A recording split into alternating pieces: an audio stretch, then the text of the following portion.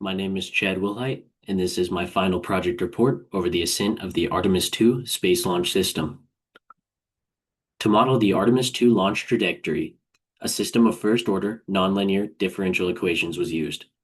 This model transitions from a vertical ascent to a 2D gravitational turn, accounting for the variable mass depletion, altitude-dependent atmospheric drag based on the face-centered cubic 2219 aluminum body, and a changing flight path angle.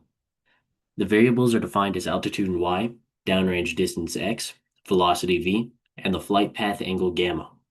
The system is as follows. To prevent mathematical singularities at a velocity of 0, a pitch kick is assumed at t equals 10 seconds, initiating the gravity turn once the vehicle has cleared the launch tower. I did not use an analytical solution, as the coefficient of drag would be nonlinear throughout the flight.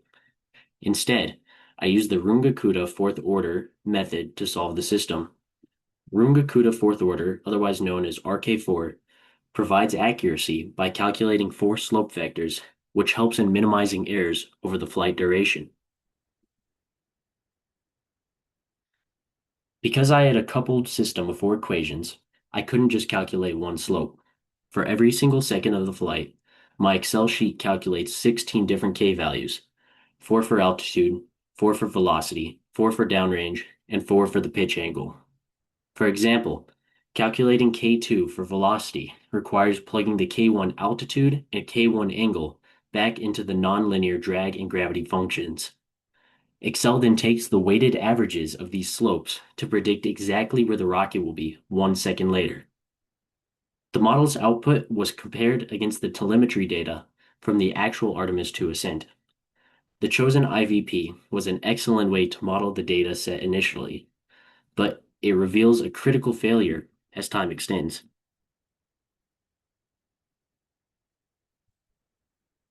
The model worked for an accuracy out to t equals 132 seconds. The inclusion of the gravity turn improved altitude and downrange accuracy. The model correctly simulates the max Q, or the maximum dynamic pressure, at about 70 seconds, where the nonlinear drag force reaches its local maximum and reflects the increase in acceleration caused by the constant mass depletion during the first stage of flight. My model failed with a discrepancy at t equals 483 seconds. While the real Artemis II data shows an altitude of 161,500 meters at the main engine cutoff, the RK4 model says Artemis II should have an altitude of over 2.7 million meters. This severe error occurs because the actual rocket has multiple stages, with the first starting at t equals 132 seconds, which is the booster separation. Where thrust and mass flow drastically increase, my IVP assumes a continuous single-stage burn.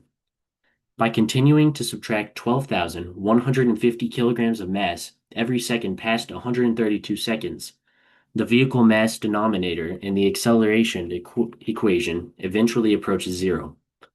This causes the acceleration to approach infinity due to the lack of mass with a constant thrust. To fix this model, the current IVP needs to be replaced with a piecewise function. This would allow me to define each stage. Stage 1 would have parameters from 0 to 132 seconds, and Stage 2 with parameters of any time greater than 132 seconds. Additionally, updating the drag coefficient through the transonic region would resolve velocity deviations early in the flight.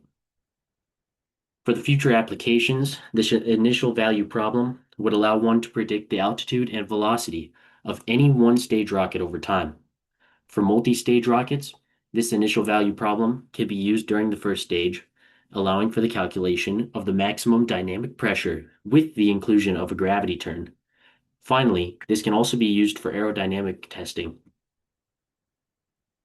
Thank you for your time.